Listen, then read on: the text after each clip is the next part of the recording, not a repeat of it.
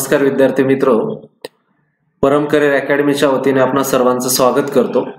आजचं चालू घडामोडीचं फेब्रुवारी 2019 द्वितीय सत्र जो की आपण अभ्यासणार आहोत।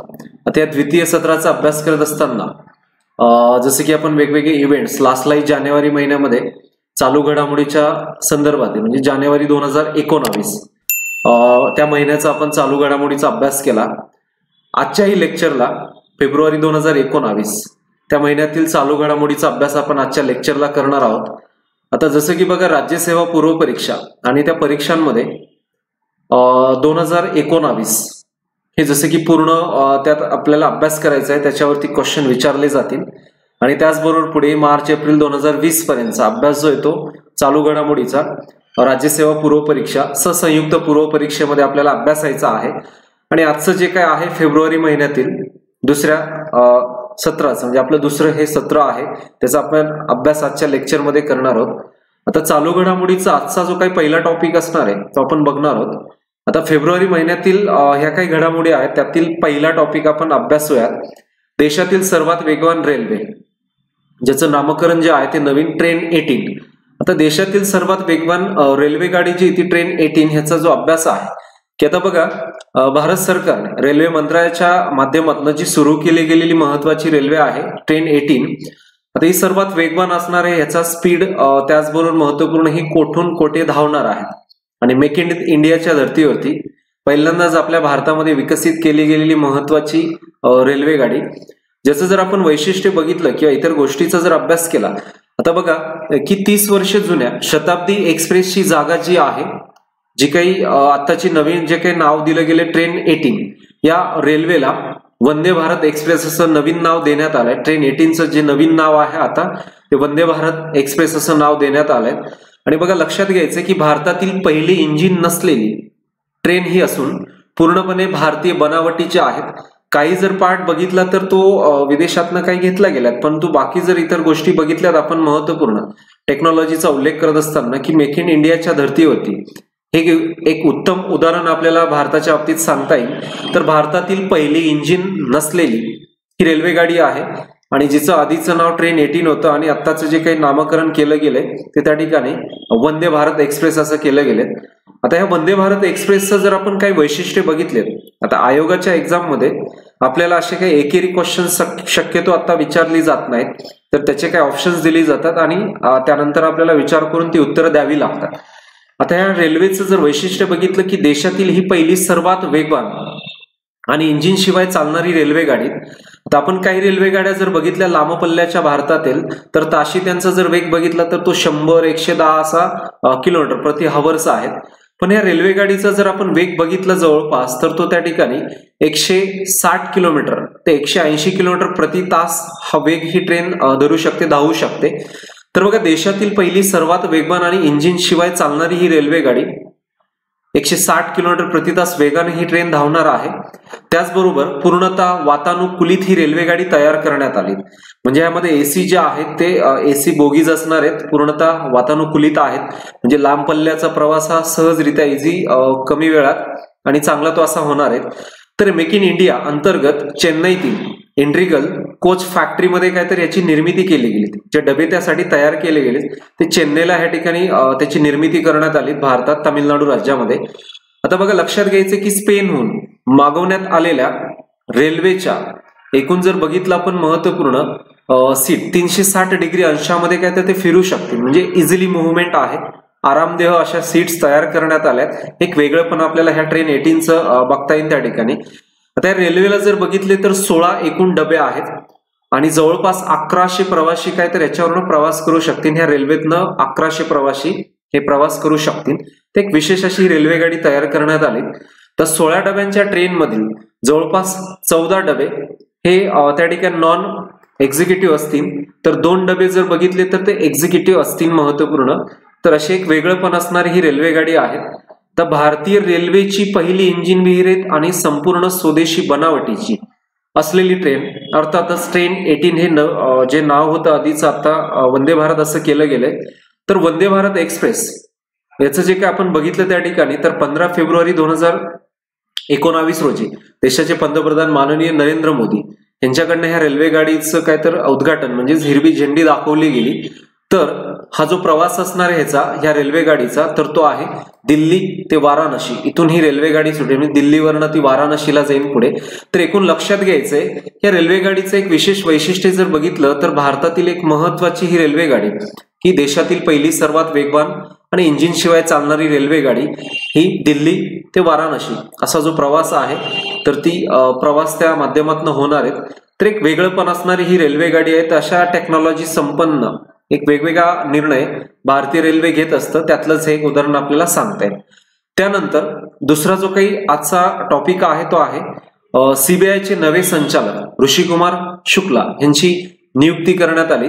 एक भारताचं महत्वाचं हे खातं भारताचं एक महत्वाचं सीबीआय जे की एक महत्वाचं हे जे काही खातं आहेत किंवा डिपार्टमेंट आहे तर ह्याच्या आपण जर बघितलं सीबीआयचे नवे संचालक म्हणून ऋषिकुमार शुक्ला यांची निवड करण्यात आली. त्यांच्याविषयी जाणून घेऊया. आता ही जी काही निवड आहे की पंतप्रधान नरेंद्र मोदी यांच्या माध्यमातून म्हणजे त्यांच्या अध्यक्षतेखाली उच्चस्तरीय निवड समितीने सीबीआयचे नवे संचालक म्हणून त्या ठिकाणी ऋषिकुमार शुक्ला यांची निवड करण्यात आली. आता ऋषिकुमार शुक्ला यांच्याविषयी सांगायचं झालं तर त्यांचं मागील काही जर आढावा घेतला आपण की कोणकोणत्या पदावरती किंवा इतर महत्वाचे त्यांनी वर्किंग केलेलं आहे किंवा जर बघितलं आपण तर ते 1983च्या बॅचचे IPS अधिकारी आहेत.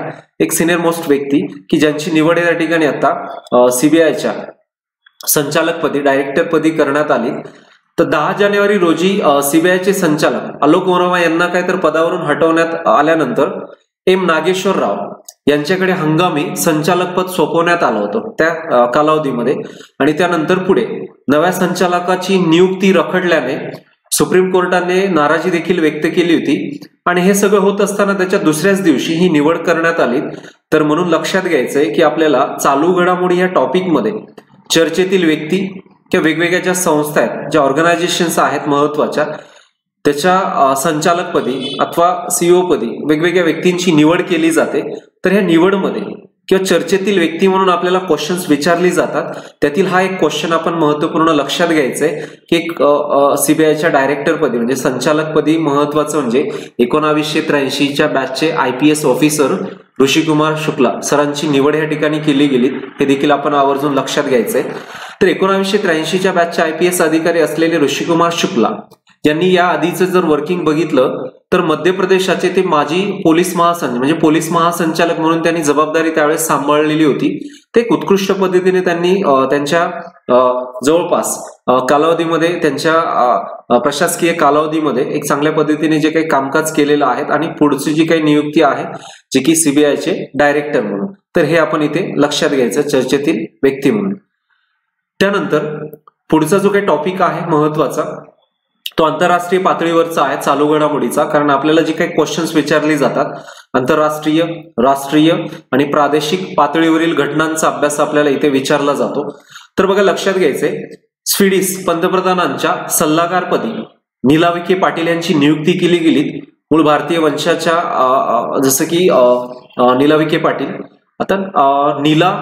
आता स्वीडनचं जर आपण बघितलं नवनिर्वाचित पंतप्रधान आणि सोशल डेमोक्रॅट पक्षाचे नेते स्टीफन लोफवन यांच्या सोबत त्या काम करणार आहेत.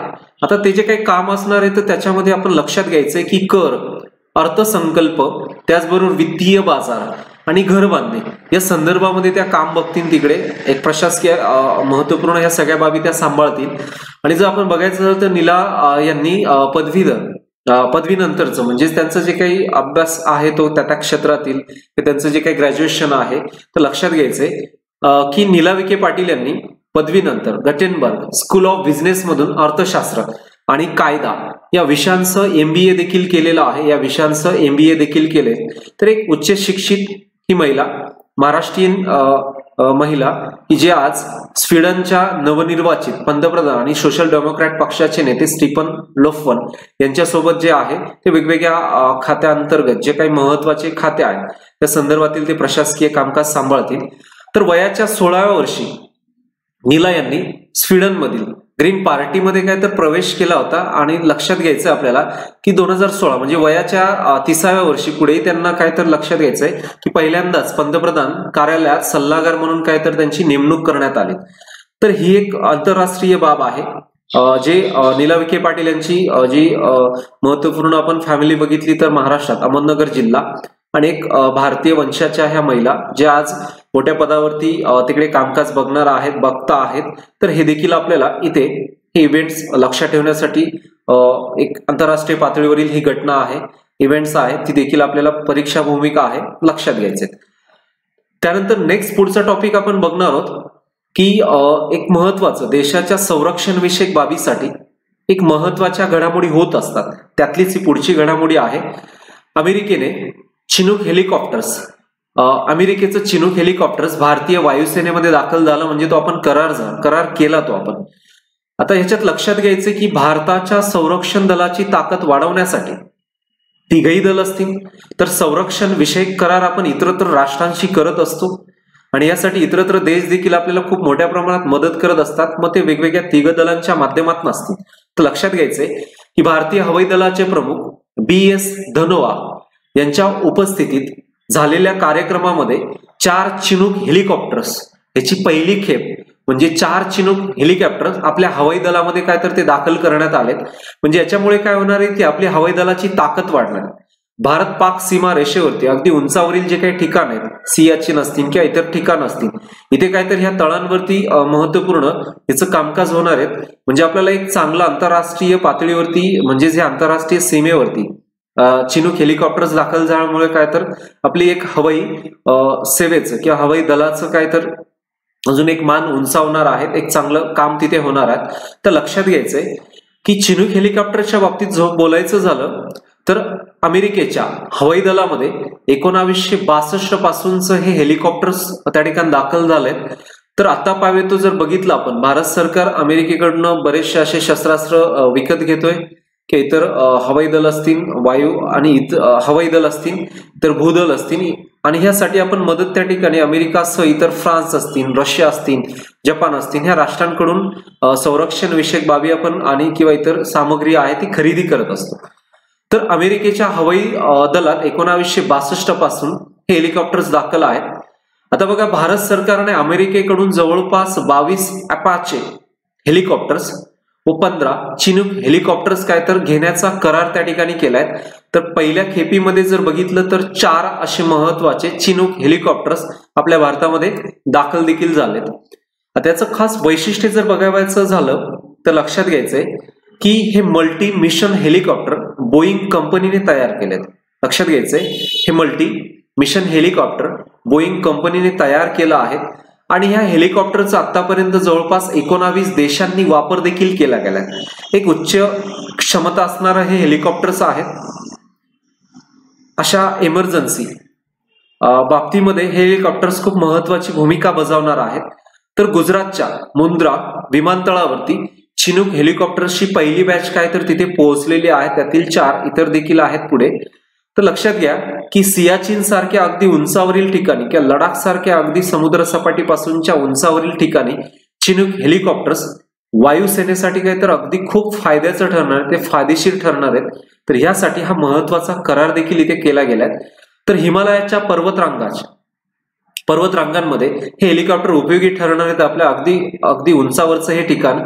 तर या तेथील महत्वाच्या खोऱ्यांमध्ये एक छोट्या अशा हेलिपॅड सुद्धा त्या ठिकाणी काय तर उभ्या केल्या गेल्यात आणि त्या हेलिपॅड वरती इझिली लँड करता यावं अशी देखील त्यामध्ये क्षमता आहे.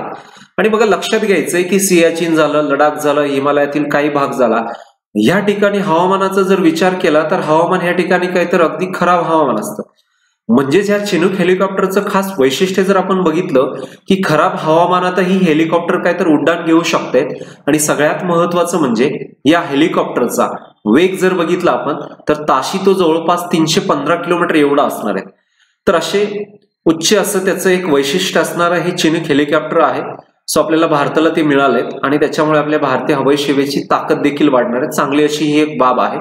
तर अशा काही इव्हेंट्स आपण एक्झाम ओरिएंटेड लक्षात घेत चला. मागील परीक्षांचा विचार करता क्वेश्चन सारे विचारले गेले. तर ते एक इव्हेंट्स होतं. त्यानंतर पुढचा आंतरराष्ट्रीय मुद्दा बघूयात, पुढचं इव्हेंट्स आपण बघूयात. आता बघा लक्षात घ्यायचंय की अबुधाबीमध्ये हिंदी ह्या लँग्वेजला, हिंदी ह्या भाषेला कोर्टाच्या 3ऱ्या अधिकृत भाषेचा दर्जा काय तर बहाल केला गेलाय. कारण हे लक्षात घ्यायचंय की अरबी आणि इंग्रजी भाषेनंतर अबुधाबीने हिंदी भाषेचा कोर्टाची तिसरी अधिकृत भाषा म्हणून काय तर समावेश केला गेलाय. तर संयुक्त अरब अमिरातीची म्हणजेच UAE राजधानी अबुधाबीने एक ऐतिहासिक असा एक महत्वाचा निर्णय घेतला गेलाय की कोर्टाच्या तिसऱ्या अधिकृत भाषेचा दर्जा हा हिंदीला बहाल केलाय. कारण ऑलरेडी त्या ठिकाणी अबुधाबीने हिंदी भाषेचा तर दर्जा कोर्टाचा तिसरा हा बहाल केलाच, पण आधी देखील अरबी आणि इंग्रजी भाषेनंतर अबुधाबीने हिंदी भाषेचा कोर्टाची तिसरी अधिकृत भाषा म्हणून काय तर समावेश केला गेलाय. कारण अबुधाबीमध्ये हिंदी भाषिकांची जर संख्या आपण बघितली तर ती खूप मोठी आहे, म्हणूनच हा निर्णय घेतला असावा. त्या निर्णय घेण्यामागचं वैशिष्ट्यच ते आहे किंवा उद्दिष्टच ते आहे की तिथं आपले हिंदी भाषिक खूप सारे आहेत, नोकरीसाठी इतर व्यवसायासाठी गेलेले.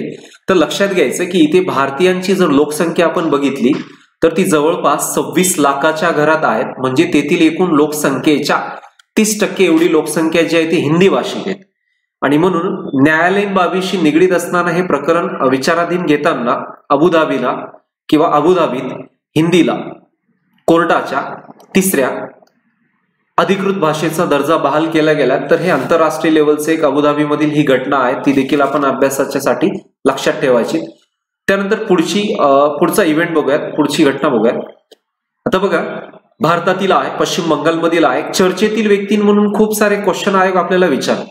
आता चर्चेतील व्यक्ती म्हणजे काय, तर भारतातील एखाद्या महत्वाच्या खात्याचे त्या पदावरील ती व्यक्ती असतील किंवा शास्त्रज्ञ असू द्यात, पर्यावरण शास्त्रातील असू द्यात की इतर काही क्षेत्र असतील की त्याच्यामध्ये उज्ज्वल असं कामगिरी केलेलं आहेत किंवा त्या व्यक्तीच्या विषयी काहीतरी घडतंय भारतात जगामध्ये किंवा प्रादेशिक पातळीवरती, तर ती व्यक्ती म्हणून काय तर चर्चेत राहते. मग तुम्ही ते निधन वार्तेतलं व्यक्ती घ्यावं, क्रीडा क्षेत्रातील ती व्यक्ती घ्यावी किंवा इतर अनेक अशी क्षेत्र आहेत की त्या क्षेत्रामध्ये ती व्यक्ती काम करत असते.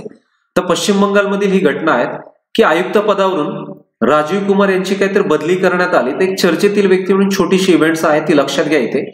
तर बघा, शारदा चिटफंड घोटाळा प्रकरणात सीबीआयच्या चौकशीमुळे चर्चेत असलेले कोलकात्याचे पोलीस आयुक्त राजीव कुमार यांची काहीतरी बदली करण्यात आली.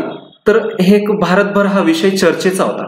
म्हणून बघा, लक्षात जर आलाच हा विषय की शारदा चिटफंड घोटाळा या प्रकरणामध्ये सीबीआयच्या चौकशीमुळे चर्चेत आलेले कोलकात्याचे जे काही पोलीस आयुक्त आहेत त्यांचं नाव आपण इथे लक्षात घ्यायचंय, राजीव कुमार. ती ही इव्हेंट्स आहेत, भारतभर चर्चा होत होती. शारदा चिटफंड हा पश्चिम बंगालमधील जो घोटाळा प्रकरण आहे, तर हे एक लक्षात घ्यायचं आपल्याला. पुढची इव्हेंट आहे आपल्या भारतातीलच आहे, केरळ राज्यातील. तर बघा, टेक्नॉलॉजीचा जर आपण अभ्यास बघितला की भारत असू द्यात, जगातील विविध देश असू द्यात, टेक्नॉलॉजीच्या बाबतीमध्ये काही ना काही इव्हेंट्स ह्या घडत असतात आणि त्या नेहमी चर्चेत राहतात. तर भारतातील पहिला पोलीस रोबोट रोबोकॉप केपीबॉट हा केरळमध्ये त्या ठिकाणी आहे. तर भारतातील पहिला पोलीस रोबोट जो आहे तो केरळ प्रशासनानं तो प्रशासकीय असा एक निर्णय घेतला. तर लक्षात घ्यायचंय की पोलिसांनी भारतातील पहिला जे cyber security interactive robot agent, तर हा रोबोट लॉन्च केला गेलाय. तर ह्या रोबोटच्या माध्यमातून जे आहे ते आवाजाद्वारे किंवा स्वतः त्या ठिकाणी तक्रारदारांच्या तक्रारांची नोंद करून घेईल किंवा स्टार्टअप कंपनी हा रोबोट जो आहे महत्वाचा पहिला पोलीस रोबोट जो आहे, तर स्टार्टअप कंपनी रोबोकपलर प्रायव्हेट लिमिटेडने ह्या रोबोटचा काय तर लॉन्च केलेत, ह्या रोबोटला लॉन्च केलेत.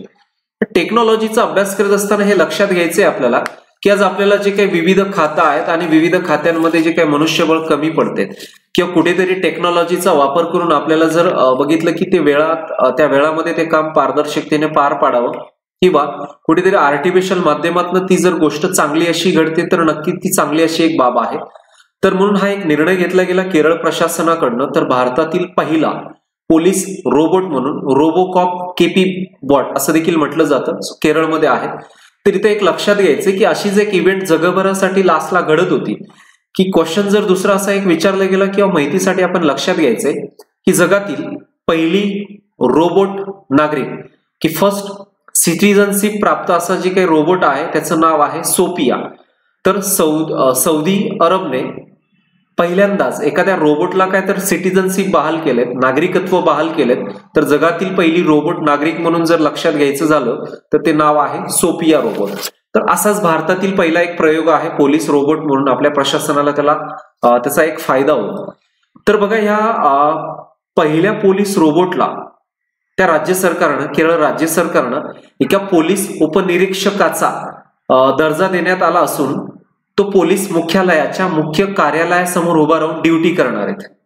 तर प्रशासकीय कामकाज जे आहे, पहिला पोलीस रोबोट, तर पोलीस उपनिरीक्षकाचा दर्जा त्यास बहाल केला गेला आणि पोलीस स्टेशनमध्ये प्रभावीपणे तक्रार नोंदवणं आणि त्या तक्रारींचं काय तर निराकरण करणं यासाठी या रोबोटला डिझाईन करण्यात आलं. त्याचा मुख्य रोल तोच आहे की त्या तक्रारी नोंदवणं आणि त्या तक्रारींचं निवारण करणं. हे एक महत्वाचा रोल त्या ठिकाणी पहिला पोलीस रोबोट केरळमध्ये करणार आहेत.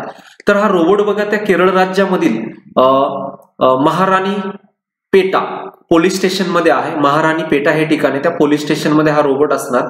आणि लक्षात घ्यायचे की हा रोबोट व्हॉइस रेकॉर्डिंगद्वारे किंवा त्याला जोडलेल्या लॅपटॉपवरती लेखी नोंद त्या ठिकाणी तो करू शकतोय. अशा विविध बाबी त्यामध्ये घेतल्या गेल्या. तर म्हणून ही चर्चेतील बाब आहे आपल्या भारतासाठी. एक पोलीस प्रशासनाला अजून जास्त चांगलं एक टेक्नॉलॉजी संपन्न बळ मिळावं यासाठी भारतातील पहिला पोलीस रोबोट हा केरळमध्ये त्या ठिकाणी रोबोकॉप केपी बॉट म्हणून देखील ओळखला जातोय. तर हे एक विधान आपण इथे किंवा हे एक इव्हेंट्स किंवा चालू घडामोडीतील भारतातील महत्वाचं एक संरक्षण विषयक पोलीस खात्याच्या संदर्भातील एक महत्वाचं योगदान ह्या रोबोटच्या माध्यमातून मिळणार आहे. पुढचा next, Seoul peace prize, Seoul शांतता पुरस्कारांना नरेंद्र मोदींना गौरवलं गेलं. आता बघा आंतरराष्ट्रीय लेवलला उत्कृष्ट कामगिरी बजावल्याबद्दल त्या संस्थेकडनं त्या राष्ट्राकडनं हे असे पुरस्कार दिली जातात. त्यातील एक महत्वाचा म्हणजेच काय तर शांतता पुरस्कार सेऊल किंवा सेऊल शांतता पुरस्कारानं माननीय नरेंद्र मोदी यांना गौरवलं गेलं सेऊल पीस प्राइजनं. आता बघा हे आंतरराष्ट्रीय पातळीवरती केलेलं योगदान म्हणजेच काय तर भारतीय व जागतिक अर्थव्यवस्थेला चालना देतानाच जागतिक शांतता व सौहार्द टिकून राहण्यासाठी म्हणजे भारत आणि इतर राष्ट्र यांच्या प्रती एक महत्वाचं आंतरराष्ट्रीय इतर काही गोष्टी असतील म्हणजे भारतीय व जागतिक अर्थव्यवस्थेला चालना देण्यासाठी, जागतिक शांतता व सौहार्द टिकून राहण्यासाठी केलेल्या कार्याबद्दल नरेंद्र मोदी यांना दक्षिण कोरियाची राजधानी सेऊल इथे काय तर शांतता पुरस्कारानं सन्मानित करण्यात आले. एक भारतासाठी चांगली अशी एक मोठी ही बाब आहे. विविध क्षेत्रातील व्यक्तींना हा पुरस्कार काय तर तो दिला जातो त्या ठिकाणी, किंवा हाच पुरस्कार नव्हे इतरत्र पुरस्कार देखील दिली जातात. जसं की लास्टला आपण एक्झाम्पल जर घेतलं की महत्वाचं स्टॉकहोम वॉटर प्राइज पुरस्कार डॉक्टर राजेंद्र सिंह असतील राजस्थानमधील, की ज्यांनी पाण्याच्या संदर्भातील दिलेलं योगदान असावं, पाण्याचं मॅनेजमेंट असावं, शेतीला पाणी, इतर पिण्यासाठी पाणी, तर त्यामध्ये केलेलं उत्कृष्ट काम, तर त्यांना स्टॉकहोम वॉटर प्राइज पुरस्कार दिला गेला. अशा विविध क्षेत्रातील व्यक्ती आणि विविध देशाकडनं अशी पुरस्कार दिली जातात. तर त्यात हे लक्षात घ्यायचंय. तर बघा लक्षात घ्यायचंय की पुरस्काराचं जे काही रूपामध्ये मिळालेली जी काही रक्कम होती ती 1,30,00,000 रुपये, 1,30,00,000 रुपये ही रक्कम माननीय नरेंद्र मोदी यांनी गंगा स्वच्छतेसाठी आखण्यात आलेल्या जे भारत सरकारचं जे मिशन आहे, भारत सरकारचा जो प्रोग्राम आहे नमामि गंगे, म्हणजे आज भारतातील सर्वात मोठी नदी गंगा ही प्रदूषित जी होते, तर प्रदूषणाच्या विळख्यातनं तिला बाहेर काढण्यासाठी तेथील मायक्रो ऑर्गॅनिझम म्हणजे त्यातले जीव असतील, म्हणजे आपला जो काही राष्ट्रीय जलचर प्राणी आहे डॉल्फिन सह इतर जीव प्लांट्सला काय तर त्या पोल्युशनमुळे, वॉटर पोल्युशनमुळे मोठ्या प्रमाणात फटका बसतोय. हे सगळं करण्यासाठी भारत सरकारने नमामि गंगे हा प्रोजेक्ट आखलाय. तर या प्रोजेक्टसाठी ज्या पुरस्काराच्या माध्यमातून जी रक्कम मिळाली आहे 1,30,00,000 ही रक्कम माननीय नरेंद्र मोदी यांनी नमामि गंगे या योजनेसाठी देण्याची घोषणा देखील यावेळी केलेली आहे. तर म्हणून आंतरराष्ट्रीय पातळीवरचा हा पुरस्कार आहे. तर हा पुरस्कार नरेंद्र मोदी यांना देण्यात आलाय. अशा विविध राष्ट्रांकडनं पुरस्कार ही मिळत असतात. मग भारतातील विविध क्षेत्रातील ती व्यक्ती असतील किंवा भारतातील आंतरराष्ट्रीय लेवलला जी कामकाज करणारी व्यक्ती किंवा मूळ भारतीय वंशाचे व्यक्ती असतील त्यांना देखील अशा विविध पुरस्कारानं गौरविण्यात येतं. म्हणजेच एक लक्षात घ्यायचंय की राज्यसेवा पूर्व स मुख्य परीक्षा, त्याचबरोबर संयुक्त पूर्व स मुख्य परीक्षा, आता ज्या आगामी होऊ घातलेल्या ज्या परीक्षा आहेत की कोविडमुळे ह्या परीक्षा पुढे ढकलण्यात आल्या होत्या, तर इथं लक्षात घ्यायचंय की मागील जवळपास प्रत्येक परीक्षांमध्ये मागील जवळपास 1.5 ते 2 वर्षाचं चालू घडामोडीचा अभ्यास इथे विचारला जातो.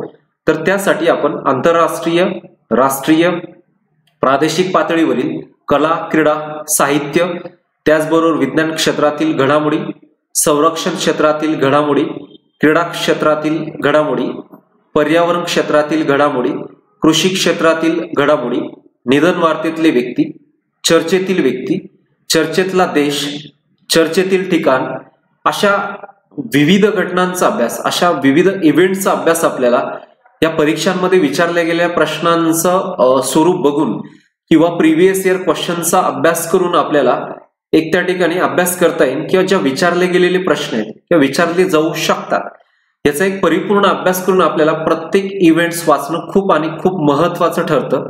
जेणेकरून आपण लक्षात घ्यायचंय की प्रत्येक परीक्षेसाठी आपल्याला एक मार्काचं महत्व आहे, त्यासाठी आपण सर्वजण अभ्यास कराल.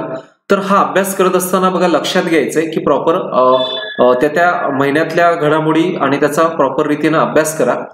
अशा बऱ्याचशा घडामोडींचा अभ्यास आपण प्रत्येक महिन्याचं, म्हणजे मी मगाशी बोललो की जानेवारी 2019 ते डिसेंबर 2019 म्हणजे 2019 मधील पूर्ण घडामोडींचा अभ्यास आपण प्रत्येक अशा सत्रामध्ये करणार आहोत.